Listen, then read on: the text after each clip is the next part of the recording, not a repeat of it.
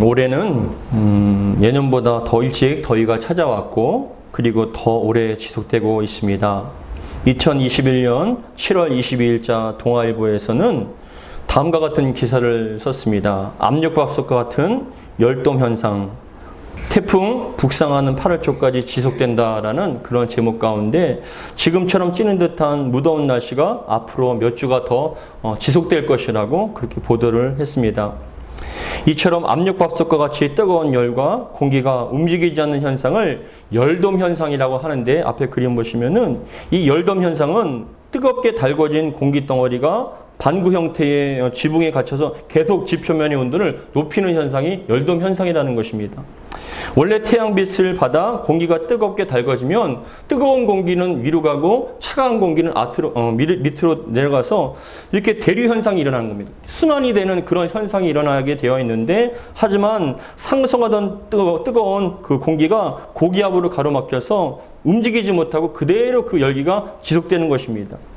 마치 뜨거운 공기를 가두는 돔 현상에, 돔 지붕에 갇혀 있는 것처럼 지금 그런 상황이 있습니다. 다음 그림 보시면 서울에 천장이 있는 고척 스카이돔이라는 야구장이 있습니다. 이 돔 구장에 뜨거운 공기를 끊임없이 배출되지 않고 계속적으로 집어넣었을 때 그 공간이 마치 압력밥솥과 같이 뜨거운 현상이 바로 열돔 현상이라는 그런 상황인 것입니다. 열돔 현상으로 인하여서 요즘처럼 조금만 움직여도 온몸이 땀이 나고 심지어는 가만히 있어도 얼굴에 땀이 흐르는 날씨 속에 야외에서 일하면 얼마나 덥고 힘들겠습니까? 그런데 이렇게 더운 날 밖에서 땀 흘리며 일하시는 분들에게 가장 필요한 것은 바로 시원한 냉수가 아닐까 싶습니다. 열심히 일을 해서 온몸에 땀에 젖은 상태에서 그 수분을 공급하기 위해서 물을 마시려고 하는데, 여러분, 그 물이 뜨뜻미지근한다면 그것이 갈증은 잘 채워지지 않는 느낌이 들 것입니다. 그러나 냉수와 같이 시원한 물을 마시면 순간적으로나 잠시적으로나마 그 더위를 잊게 될 것이고 더 갈증은 채워지게 될 것은 당연한 사실입니다. 그런데 오늘 본문에서 사람도 시원한 냉수와 같은 그런 사람이 있다고 말씀하고 계십니다. 저는 오늘 본문의 말씀을 통하여서 여러분들이 무더운 여름날 시원한 냉수와 같은 그런 저와 여러분들이 되기를 주의 이름으로 축복합니다. 오늘 본문 13절 같이 한번 읽겠습니다. 시작. 충성된 사자는 그를 보낸 이에게 마치 추수하는 날에 얼음 냉수 같아서 능히 그 주인의 마음을 시원하게 하느니라. 그 주인의 마음을 시원하게 하는 어떤 사람이요? 충성된 종이.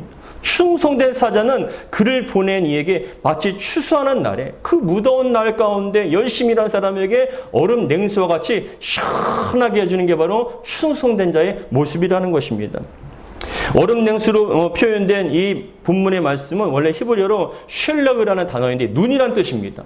팔레스타인의 그 위에 산에서 그 얼려있는 그 눈에서로부터 흐르는 냉수가 얼마만큼 시원한지 모릅니다. 그런데 그 냉수는 흔하게 마실 수 있는 물은 아니에요. 굉장히 소중하고 존귀합니다. 마치 충성된 사람은 그처럼 존귀하고 소중한 사람이라고 말씀을 하는 것입니다. 그렇다면 여러분, 주인의 마음을 시원하게 하는 충성된 종은 어떤 모습일까요? 충성된 종은 왜 그 주인에게 시원한 냉수와 같은 그런 마음을 시원하게 되는 그런 삶을 살 수 있었을까요? 그 종의 모습은 어떤 모습일까요? 여러분, 그것은 첫 번째, 충성된 종, 주인의 마음을 시원하게 되는 냉수와 같은 그런 종의 모습, 첫 번째는 그겁니다. 주인의 뜻과 마음을 알아서 정확하게 이해하고 주인의 의도대로 일을 잘 처리하는 사람이 바로 충성된 종의 모습이라는 것입니다. 충성된 사자로 번역된 오늘 13절의 말씀은 이 히브리어로 보면 네만 치르라는 단어인데, 이 네만 치르라는 단어는 원뜻은 무엇이냐면은 믿음직한 신분꾼이라는 뜻이 있어요. 그 원어의 뜻에 믿음직한 신분꾼. 그리고 신뢰할 수 있는 메시지 전달자라고 얘기하는데, 영어 성경어로 얘기하면 faithful messenger라는 뜻이 있어요. 그러니까 신뢰할 만한 전달자라는 거예요. 내가 누구에게 내 뜻을 전달해야 되는데 그 사람은 내가 신뢰할 수 있다. 그 사람은 내 뜻을 정확하게 전달하는 그런 신뢰할 수 있는 메시지 전달자라는 그런 뜻이 바로 충성된 종이라는 뜻이 있다는 것이에요. 예전에 제가 부교육자로 사역을 할 때 제가 담당하는 그 부서에 교사들이 한 30분 정도 계셨어요.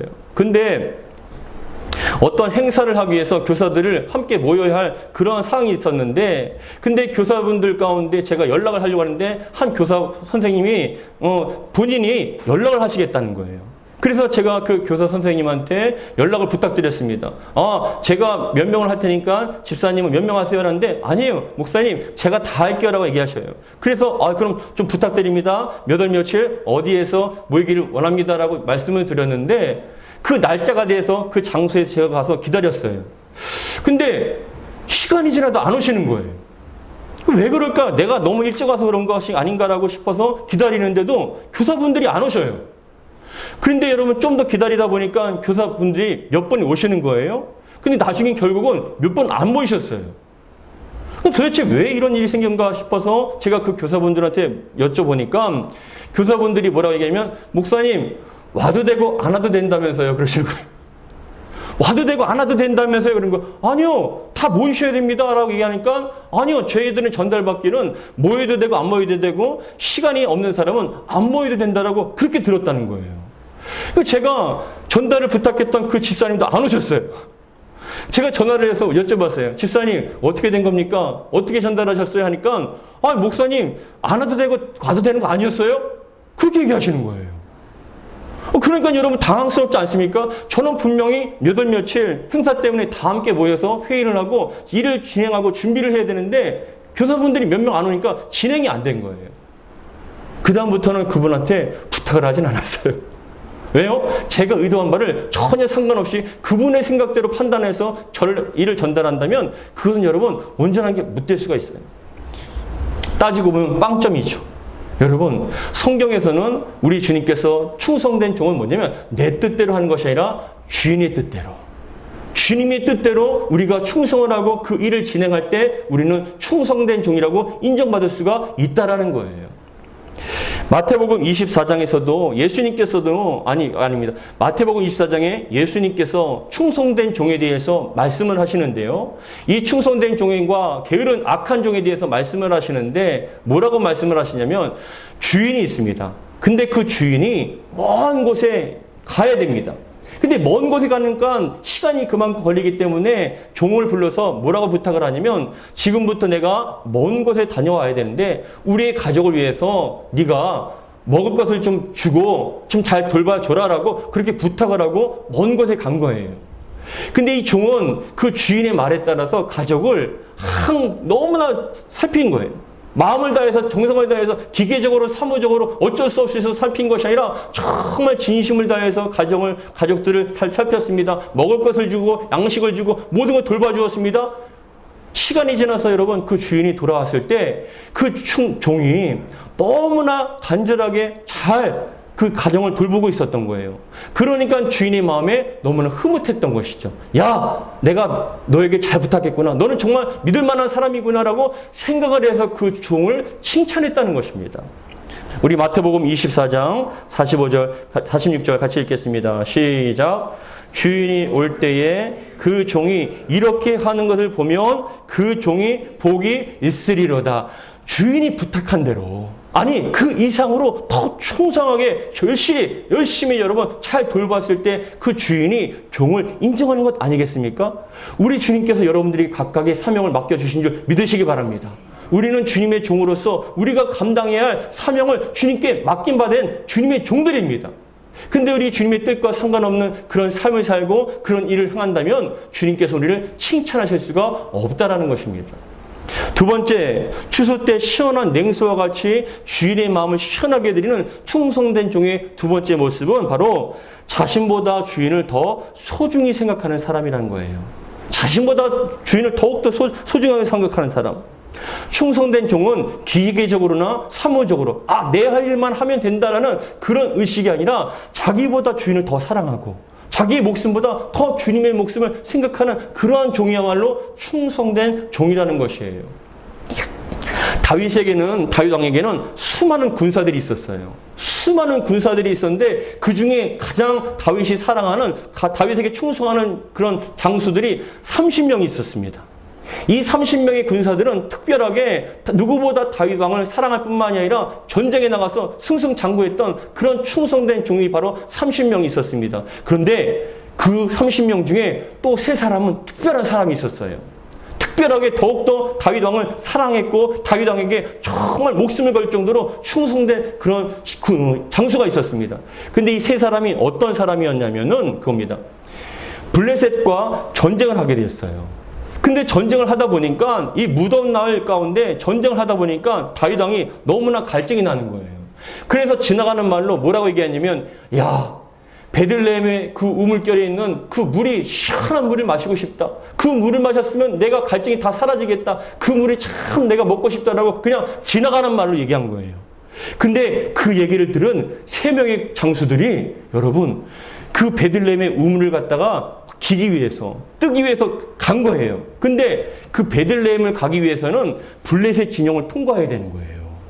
전쟁 중입니다. 가다가 죽을 수도 있어요. 근데 이 세 명의 장수들은 그 왕이, 다윗 왕이 목마르다, 그 물을 마시고 싶다는 그 말 한마디에 여러분 블레셋 진영을 통과해서 베들레헴에 가서 물을 떠갖고 온 거예요. 그러니까 여러분 그 물 한 모금 먹기 위해서 여러분 목숨을 건 거예요.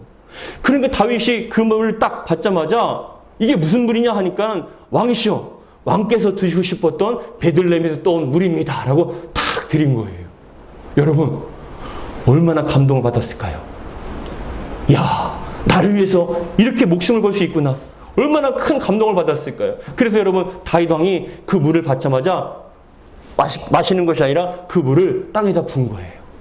뭐라고 부면서 뭐라고 했냐면 이거는 물이 아니라 너희들의 목숨과 피다. 그렇게 얘기를 하면서 내가 내 장수의 목숨을 이렇게 허튼데 내가 내 말 한마디로 죽을 수도 있는데 이렇게 내가 쉽게 얘기하지 않겠다. 다시는 내가 이런 일을 하지 않겠다라고 다짐하면서 고맙다라고 얘기합니다. 여러분 사무엘하 23장 17절입니다. 같이 읽겠습니다. 시작. 이르되 여호와여 내가 나를 위하여 결단코 이런 일을 하지 아니하리이다. 이는 목숨을 걸고 갔던 사람들의 피가 아니니까 하고 마시기를 즐겨하지 아니하리라. 새 용사가 이런 일을 행하였더라. 여러분 종도 똑같은 종이 아니에요. 급이 달라요. 주님께 쓰임받는 헌신하는 종들도 여러분 급이 다릅니다. 자신보다 주님을 생각하고 자신의 어떤 안위보다 주님을 위해서 목숨 거는 정말 뜨겁게 충성하는 그 종을 주님께서는 기쁘시게 받으시는 거예요. 저는 여러분 한 사람 한 사람이 바로 충성된 그런 종이 되기를 주의로 축복합니다.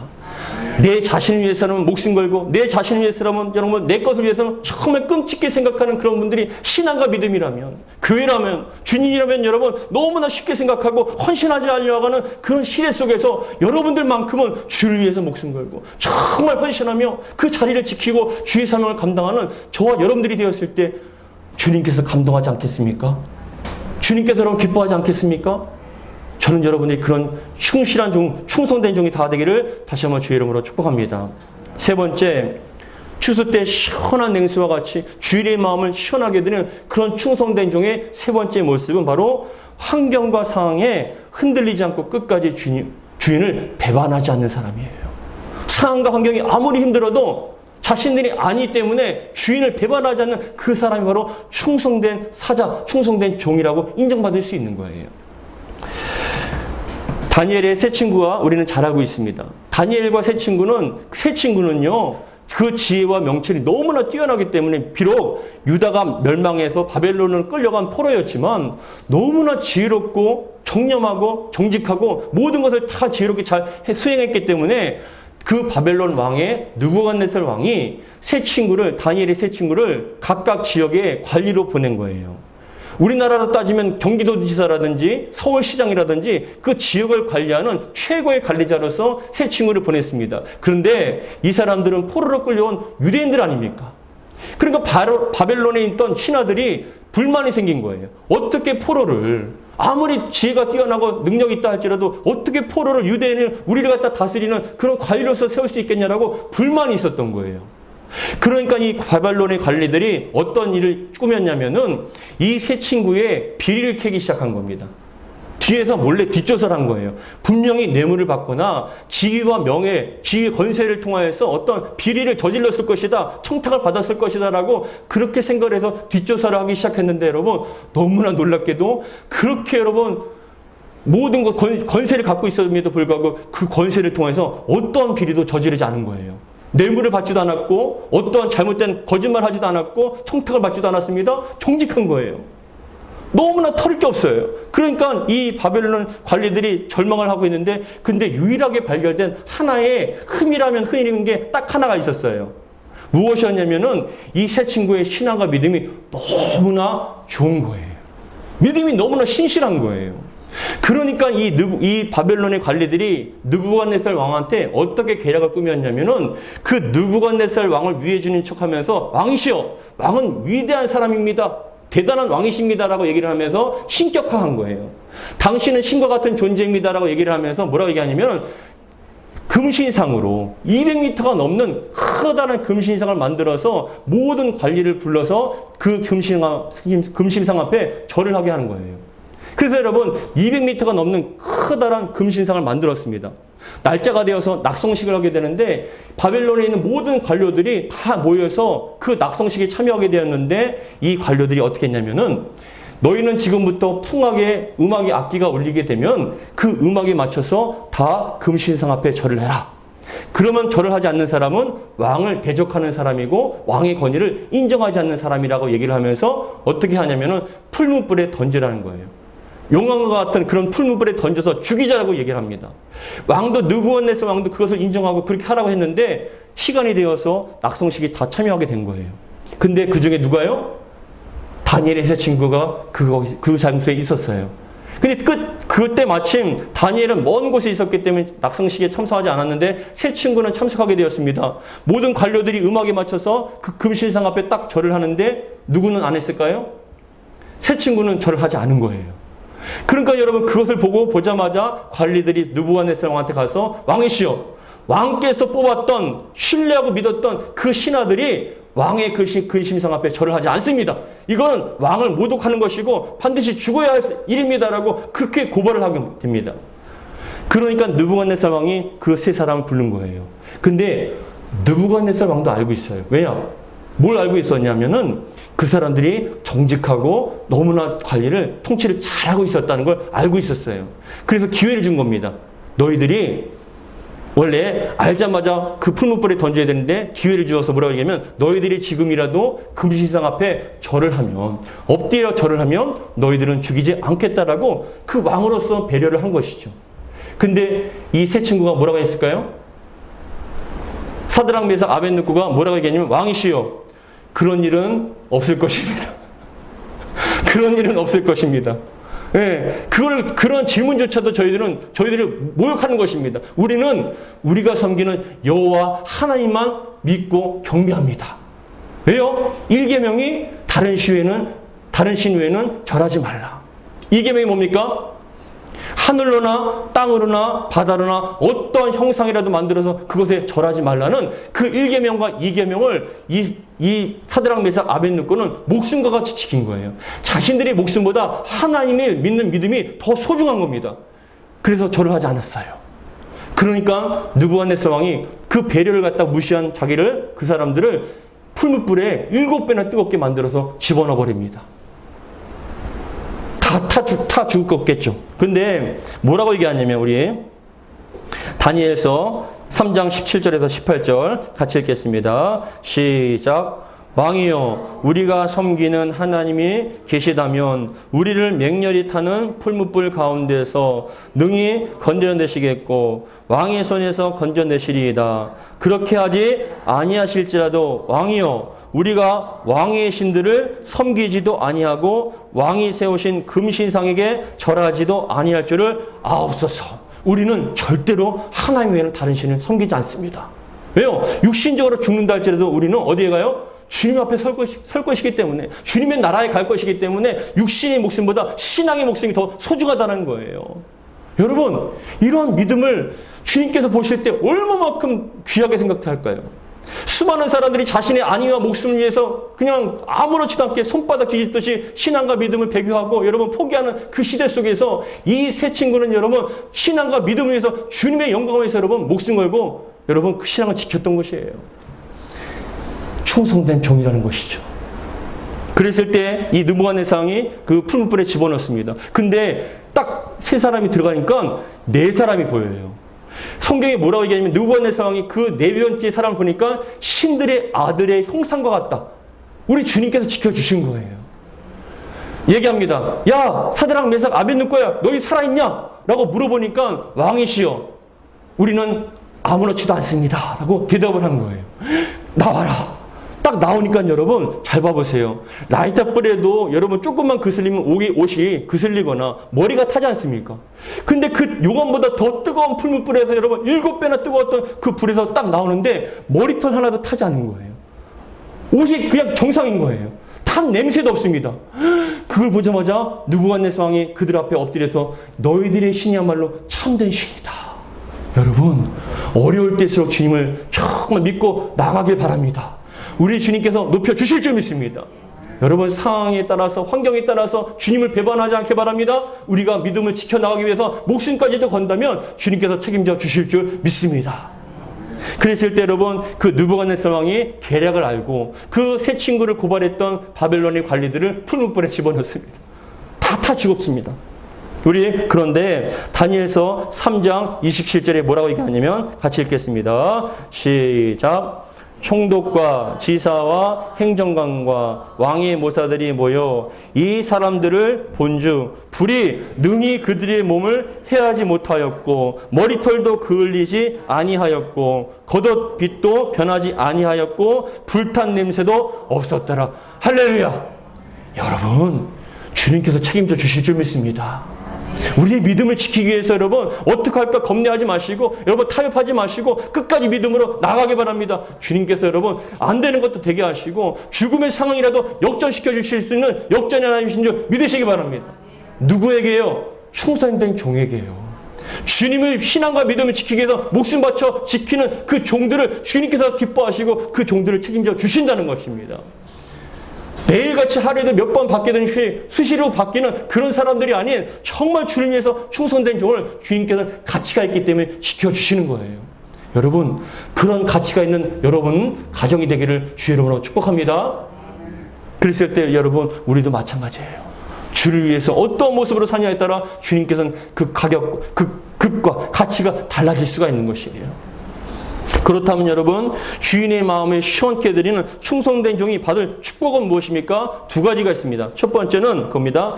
주인에게 인정받고 칭찬받을 뿐만 아니라 주인의 즐거움에 함께 참여하게 됩니다. 우리 마태복음 25장 21절 같이 읽겠습니다. 시작. 그 주인이 이르되 잘하였도다 착하고 충성된 종아 내가 적은 일에 충성하였음에 내가 많은 것을 내게 맡기리니 내 주인의 즐거움에 참여할지어다 하고 여러분 내 주인의 즐거움에 참여할 충성된 종이란 이 단어의 헬라어로는 피스테라는 단어가 있거든요. 충성되다.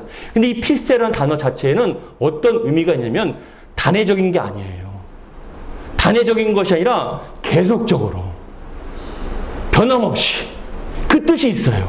충성이라는 건 여러분 내가 좋을 때만 충성하는 것이 아니라 힘들고 어려울 때 할지라도 항상 일정하게 계속적으로 충성해야 되는 거예요. 언제까지요? 주님을 만날 때까지.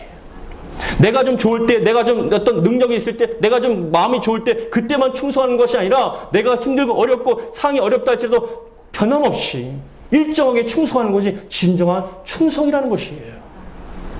근데 주인의 즐거움에 참여할지어다라고 얘기하는데 이 뜻은 여러분 제가 이 말씀을 묵상하다 보니까 어떤 의미가 있냐면 그겁니다. 드라마나 영화를 보면은 큰 잔치가 있습니다. 많은 사람들이 모이는 잔치가 있는데 그 잔치에 참여하는 사람 가운데 어떤 사람이 합니다. 왕이 그 사람을 반겨맞으면서 손을 붙잡고 어깨를 두드리면서 옵니다. 수많은 사람들이 있는데 잔치에 있는 수많은 사람들 가운데 사람들한테 소개합니다. 이 사람이 바로 내가 제일 좋아하는 사람입니다. 이 사람이야말로 나에게 가장 소중한 사람입니다라고 그 사람들에게 소개를 해주는 거예요. 어떤 사람이요? 충성된 종. 잘하였다 충성된 종을 하면서 여러분 우리 주님께서 여러분들을 천군과 천사 앞에 자랑할 수 있는 저와 여러분들 되기 바랍니다. 정말 이 사람이 그 어려운 시대 속에서 이 코로나 시대 속에서도 정말 이 어둠의 종말의 시대 속에서도 수많은 사람들이 믿음에 타협을 하고 신앙을 너무나 쉽게 포기하고 아무것도 아닌 것처럼 자신들이 목숨과 즐거움을 위해서라면 목숨 거는데 주님을 위해서는 정말 하잘 게 없이 너무나 소중하지 못하게 너무나 가치 없게 그렇게 생각하는 그 중에 여러분들은 주님을 향한 그 믿음을 너무나 소중하게 목숨과 같이 지켰다. 신앙과 믿음을 지켰다라는 그런 주님의 인정을 받고 천군과 천사 많은 사람들에게 칭찬하고 자랑할 수 있는 여러분들이 신앙과 믿음이 되기를 주 여러분 축복합니다. 그랬을 때 여러분 그것이야말로 가장 우리 인생의 가장 그 축복이라는 거예요. 그 축복이라는 개념 가운데 종말론적인 의미가 있거든요. 지금 당장은 다 못 받는다 할지라도 마지막 때에 주님 앞에 섰을 때 우리는 반드시 받게 될 줄 믿습니다. 그것이 여러분 첫 번째 그런 축복이고 두 번째 축복은 상급과 면류관을 받습니다. 우리 요한계시록 2장 10절 같이 읽겠습니다. 시작. 너는 장차 받을 고난을 두려워하지 말라. 볼지어다 마귀가 장차 너희 가운데서 몇 사람을 옥에 던져 시험을 받게 하리니 너희가 10일 동안 환난을 받으리라. 내가 죽도록 충성하라. 그리하면 내가 생명의 관을 내게 주리라. 여러분 우리 주님께서 여러분들에게 관을 시켜주실 것입니다. 누구에게요? 충성한 자에게. 어떻게 해요? 죽도록 충성한 자에게. 이 어둠의 시대 속에서 예배를 드려야 할까 말아야 할까? 신앙을 지켜야 될까 말아야 될까? 헌신해야 될까 말아야 할까? 그런 수많은 걱정과 두려움과 갈등 가운데 여러분들은 정말 믿음의 결단하고 이 자리에 앉아 계시지 않습니까? 예배하고 계시지 않습니까? 주님께서 정말 찾으시는 그 예배자, 그 충성된 종을 통해서 주님께서는 여러분 반드시 주님 앞에 섰을 때 모든 사람들이 보는 앞에 생명의 면류관을 탁 씌워줍니다. 그 생명의 면류관이라는 것은 승리의 상징이에요. 이 사람은 승리했다라고 주님께서 인정해 주시는 거예요. 영원롭게 해주시겠다는 겁니다. 여러분 이 땅에서 영화보다 주님 앞에 갔을 때 주님께서 인정하시는 그 영광이야말로 그것이야말로 정말 가장 큰 축복인 줄 믿으시기 바랍니다. 우리는 반드시 그것을 받게 될 줄 믿습니다. 사랑하는 성도 여러분, 오늘 본문의 말씀 가운데 충성된 사자는 그를 보낸 이에게라고 얘기합니다. 보냈다는 건 뭐냐요? 사명을 맡겼다는 거예요. 어떻게 살도록 사명을 맡겼다는 거예요. 나 대신 너가 가서 그 사명을 감당하라고 사명을 주셨다는 거예요. 우리에겐 여러분 기도의 사명을 주셨습니다. 전도의 사명, 섬김의 사명, 헌신의 사명, 세상의 빛과 소금의 역할을 감당할 사명을 주셨고 십자가의 군사로 어둠과 싸워야 할 사명을 주셨습니다. 믿음과 신앙을 지키고 교회를 세워야 할 사명을 주셨고 영혼을 구원해야 할 사명을 주셨습니다. 여러분들은 지금 그 사명을 잘 감당하고 계십니까? 아니면 손바닥 뒤집어 보고 계십니까?